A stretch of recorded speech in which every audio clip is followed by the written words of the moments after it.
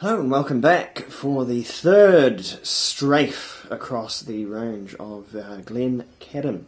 Lucky last this time, their oldest one in our particular, in our sampler anyway, the 21-year-old.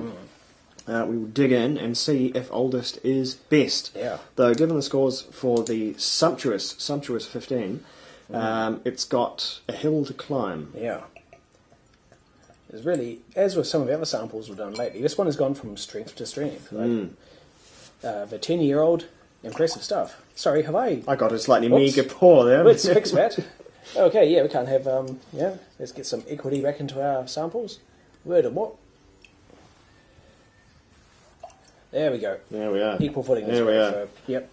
So, whereas the 15 was conspicuously darker than the 10, this I'm having a lot of trouble actually discerning any difference. It is a little darker still, but not nearly as much of a distinction, despite the extra 6 years of aging. And it has the it has that little tint, that little wee twang that I associate with European oak. So I think there is. We look there. I think there is some, or maybe even quite a lot, of European sherry oak in there, mixing things up. But as before, no colouring, no filtration, and 46% ABV. Which means you're getting a better and better deal with that one as the whiskey gets closer and closer to old. As they're losing more and more, but if there's 46 flat rate across the thing, you're getting more and more, essentially, as long as you're not paying too much of a precipitously high price with each jump. Well, even at this distance, we're getting some interesting aromas already, so... This one, Ooh. it might look the same, it's really... Yeah. Again, it's a manifestly different thing. I don't think I've encountered a range of whiskies, because we tried the Balvenie recently, we've even tried Amrit, and that had peated expressions mixed in. These whiskies are so different to each other in terms of their style. They've really... Whoever was pulling the levers when they were blending these has really managed to crank out a very, very different range of expressions from the same distillery. This one... My first and foremost impression is grapefruit and honey. Yeah, you'd have to call this one, compared to the last, you'd have to call this nose dry. It's quite a... Whereas the first one was quite, as I say, it came out swinging. It was a real barn burner, that one. That was flamboyant, it was ripe, it was juicy. This is the 15 I'm referring to.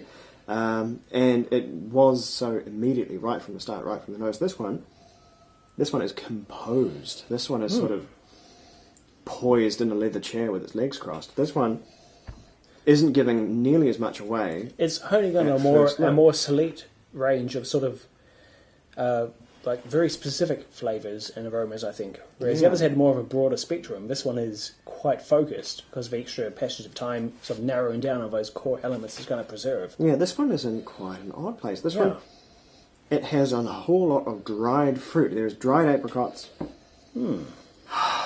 And the apple and pear is still there, but they're very, very remote in this one. And that dried red fruit and maybe just a little red fruit, that red currant is still there, but much, much less, much more in the background than it was from that 15. And we're getting more fruits and nuts coming through now after the initial grapefruit and honey aspect up front, but it's much nuttier more happening there. And much, much spicier. There's a lot of spice in this one. There is. I'm not getting the spice. That is good, they have a point of difference. It's neat. So it's in there, but there's a lot of cinnamon, and there's a few curious spices in there. There's a little bit of sugar cane, some ginger, some...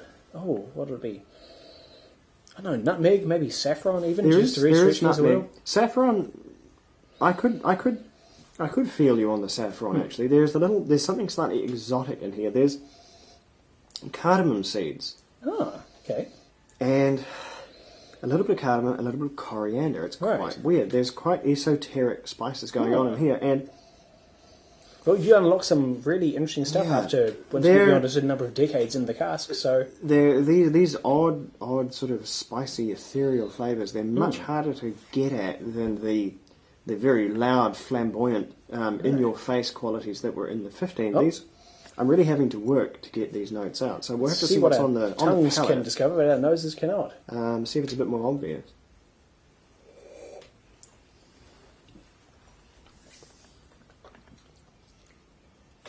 That is, first and foremost, a big flavour. It is huge and expansive and mouth-filling. It's long too. It smoulders. Yeah. Smoulders on the back of the tongue. There's even a little actual, speaking of smouldering, kind of a wood smoke. There's a fiery heat on the tongue, which is stuck around. It reminds me of just a smouldering ember. There's a char note to it. Yeah. Almost, I wonder if has seen some recharred casks. Maybe some char is not fresh bourbon casks. Char is not something you often see in malt whiskey. That's more of a bourbon flavour because all of those casks are charred to a greater or lesser extent. Whereas European oak, that is usually only toasted, which is it modifies the wood, brings out some of the wood sweetness, but it doesn't burn the wood. It doesn't carbonate it. Up front, there's a kind of a campfire wood smoke element that is giving way into all the other. There are herbs, there are grains, a little bit of spice. And then some gentle fruits too. This is a very complex whiskey. Yeah. This is a problematically complex whiskey because we don't like making videos over 10 minutes because that's when people tend to start switching off. Or there's so much you can say about or trying to skip through to the scores. About a drink. Yeah. This is a whiskey that really, to do it, all the way, do it in its full justice, you need to spend longer with than we are going to. So this is going to be the sort of abridged version of what's in here because it's a reserved whiskey, as older whiskies tend to be, but it's a very complex and very multi-layered. So much to unpack whiskey, in here. Yeah, there's a lot. You just keep pulling these out of a suitcase. You'll keep finding new and interesting garments to try on. It's that smoky char kind of runs through the whole length of the palate and it dries everything else. So the fruits are there, but they are being somewhat turned down by that charry, smoky dryness. For me, they're being prefaced by some nuts. There are some roasted almonds, some hazelnuts, a little bit of Brazil nut, which I hinted at in some of the earlier whiskies in this series. Those are coming through more strongly. So there's predominant wood smoke throughout, then gives way to some nuts, which then give way to a course of fruit, dried and fresh fruits. I think this whiskey has been top dressed as well. There are elements of this whiskey which are 21 is not young whiskey by any means. That is old ass whiskey. But this has notes to it, not dominant notes, but notes that remind me more of a 25 or even older year whiskey. I think they have spiced this one up a wee bit, or just around the corners. They've given it a little bit of a buff and a polish with some whiskey that I think is really, really quite old. Because I understand the rules are that they can call it 21 years old as long as the youngest whiskey in there is 21. Probably one of the most important rules. It's the number represents the youngest whiskey and that's all. You can put 100-year-old whiskey in if you want, doesn't matter. No one's yet to do that, but it may happen. I think given another 10 years, we'll be there. Whether or not it's drinkable or not, we'll wait and see. Yeah, well, I don't know. Richard Branson lining up behind Elon Musk to buy the bottle. They'll be about the only ones that can afford it, but I don't know. Bill Gates will fight them for it. There's a fragility to it which comes with old whiskey, which makes me a little bit afraid to put water in, which I'm going to do anyway. But I'm going to just a wee drabby there, because water in these old, sort of reserved, complicated whiskies, they can shatter them sometimes and dull these flavours. But I think if we're careful, we might be okay. There's a great deal of visiometric swirl happening early on there. As you expect from... visiometric swirl still getting its... That fantastic buzzword. Sounds good to say. Still getting its... goodness me. We'll go into the whole conspiracy of visiometric swirl and the shameful origins in another episode maybe, but the Adam remains true. Don't believe everything you hear / read. No, it might be made up. Add water and it turns cloudy and you see streaks through it. That was what was... That's so oddly subdued the nose. It's turned to just a uniform, more of a Speyside dry fruitiness. Tell you what, subdued the nose, amplified the palate. That's going in more of a direction of the 15. With that addition of water, it's much, much juicier. Yeah, it has extinguished that smoky fire and brought out the nuts somewhat and the fruit a whole lot. This is full of it's a fruit salad with some dried fruit sprinkled on top. It really has. That's excited the whiskey somewhat. Whereas previously this whiskey was sort of only down to like tap its foot in the corner.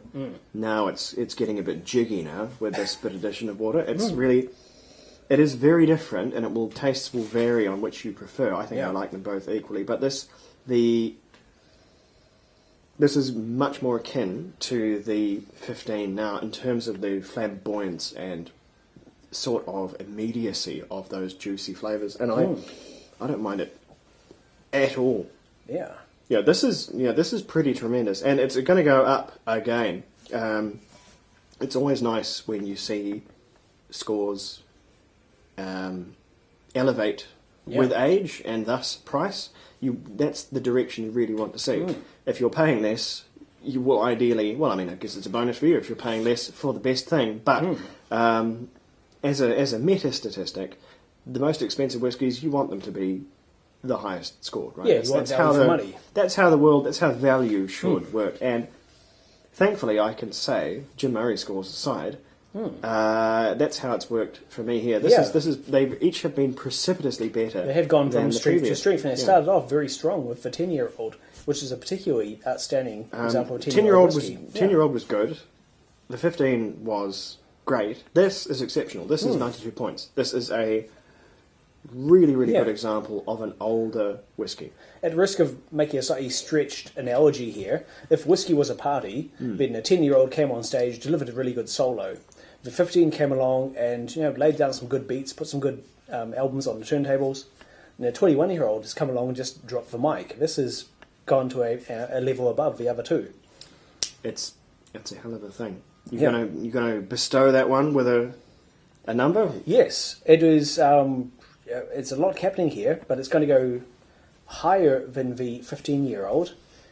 Not much higher, but still a 92 for me. Yeah. It has taken things to another level. It's lifted things another notch with its complexity and its range of characters and the way it delivers them. Yeah, 92s all round, and I think that might make it's presently the title holder for our 2018 whiskies. We have to go back in the archive and see, but I don't think we don't give 90s. Anything in the 90s out too often. Jim Murray, we are not.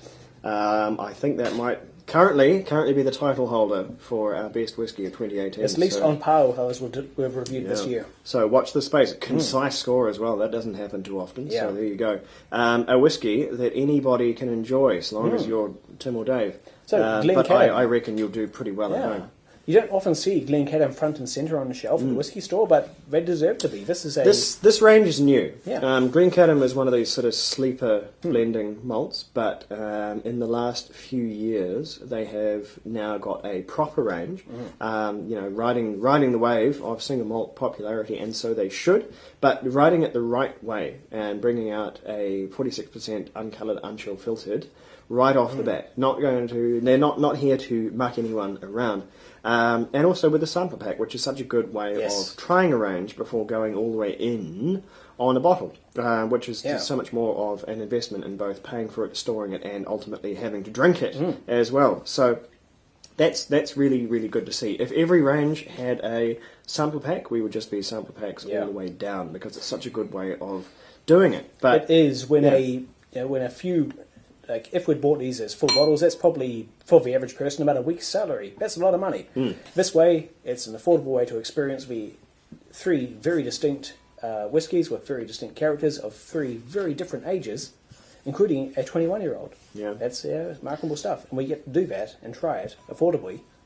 It is a very convenient way of looking at things. I think that's the most understated, but ultimately the best way I can describe that one. Would next in the market for a full bottle or something to line the shelf? A Glencadam may well be it, based on the strength of these samples we tried today. I'm going to be looking up what that 21 goes for. I don't expect it to be anything pittance, but that's a whiskey I would like to drink. Maybe I'll look out for independent bottles, see if Signatory or Adelphi have got their hands on some Glencadam. It does float around. There's a lot of... Historically, Douglas Lang has had the Glencadam stock for whatever reason. So whether it's in the Hunter Lang or the Old Malt Cask range remains to be seen. But I'm certainly will be on the hunt myself. But that just about does it for the Glencadam range. I hope that was of some merit to the folks at home. In the meantime, stay safe out there. Keep it extremely classy with whatever you're drinking. Yeah. Or not. We're not the drinks police. And we'll be back with something a wee bit different. Because it's always a bit different around here. You just never know what you're going to get. Venezuelan gin.